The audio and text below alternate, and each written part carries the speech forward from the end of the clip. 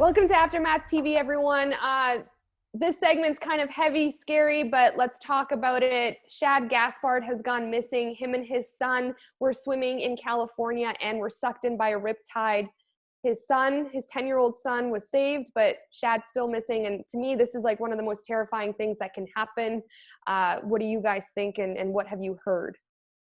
Well, I guess I can talk about, I've known Shad for 15 years, and he was a fixture at OVW. He was just a big, huge, strong young kid with a great, as soon as I got to OVW, he invited me, hey man, when you want to go out on the weekends, come out with us.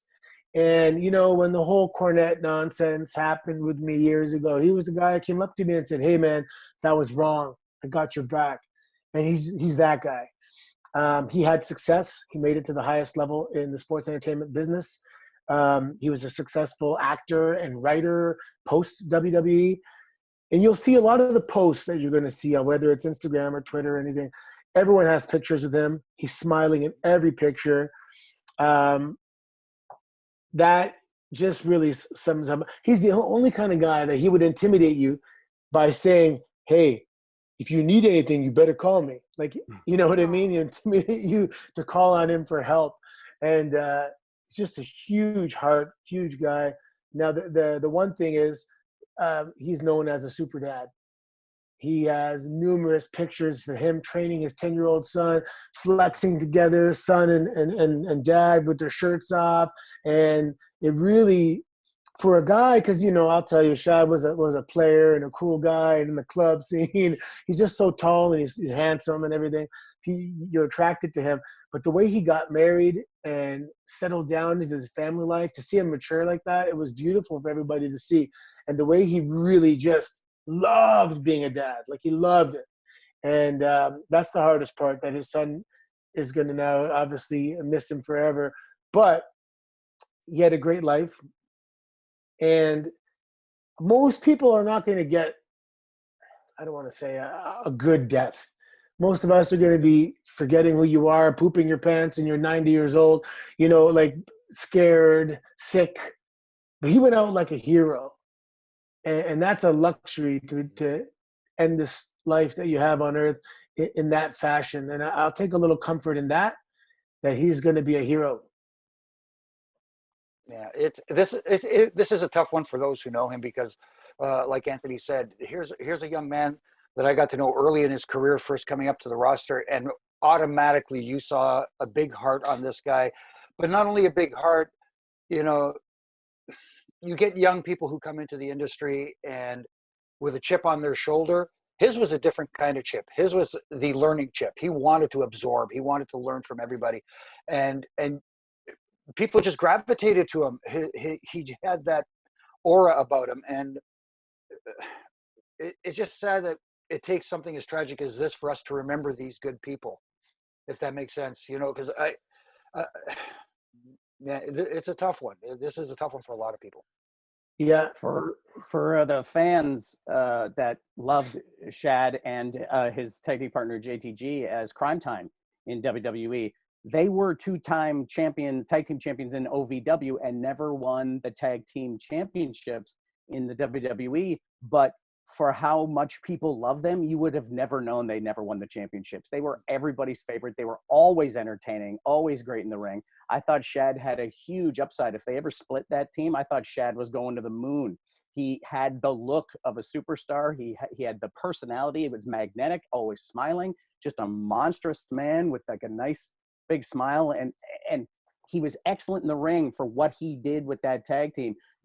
He made JTG look like he was a tiny man, and JTG was 6'1". Shad was 6'6", and so to make a 6'1" guy look like he was tiny is bananas. Shad was always entertaining, and I loved seeing when he was in a movie, it would come up on Twitter, hey, I'm doing this. It was always cool to see him doing other things. I liked that he had a life after WWE. He had a nice social media presence for the last few years, always positive messages. He had one recently saying about this, this pandemic thing, and even though it's crazy, life is still good, and he really cared about right and wrong. He was really an advocate of doing the right thing and being a man, and not being a man, being a tough guy, having honor was important to him. He's the kind of guy, he posts pictures with his grandma, posts pictures with his dad, his mom. He was proud. He's part Haitian, and he's from Curacao, grew up in New York, lived in Georgia. I mean, the whole story is fantastic. He was a martial artist. I think he even did like a bare knuckle tough man contest and stuff like that. He was a really big, strong guy. I remember I used to rib him a little bit because his nickname was Beast, right? But his tattoo says The Beast, like D-A, Beast. Yeah. I'm just saying, you have a spelling mistake on your arm. And he laughed it off. He was here in February. I brought them up, him and JTG. We got together. They were here for 4 days, and we had dinner every night and just laughing about the old times. And, the year before at WrestleMania in New York, I was at one of those signing things. And when you see them, it's just like, sorry, lineup, I got to go say hi to these guys. And again, we went for a walk in New York, and we had lunch, and we just reminisce. We had some great times, and always talk about the fact that no matter how much time passes, it's just like yesterday that we got together. Now, here's an interesting thing. Obviously, his wife and son are going to be devastated. I believe his parents are still alive. He may have lost one, but I'm not sure. But a tag team partner.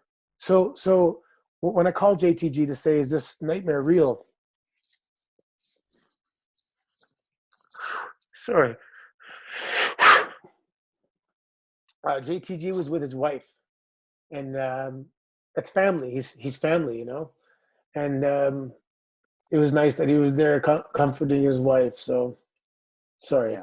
No need to be sorry, because like you said, anybody who knew him, and you brought it up, like the time in OVW, Shad didn't just have your back, AC. He had everybody's back. He was just that kind of guy.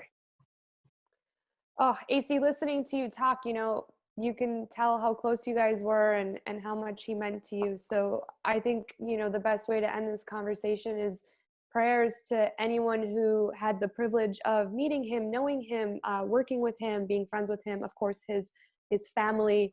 And we just got to keep, I believe in prayer. So prayers and thoughts, and just, Anthony, I think you said it the best way. He was a hero in that moment. So yep, his son's always going to know that. Yeah. Oh, okay. Well, Aftermath TV fans, thanks for tuning in. We're live every Friday at 12 p.m. Eastern time on Sportsnet, YouTube, and Facebook, and we'd love to talk to you about everything that's going on in WWE. AC, I'm sending you a really big hug over the computer right now. Oh, don't squeeze me too hard in my back. Oh, super tight squeeze. Super. There you go. All right, guys. See you. All right.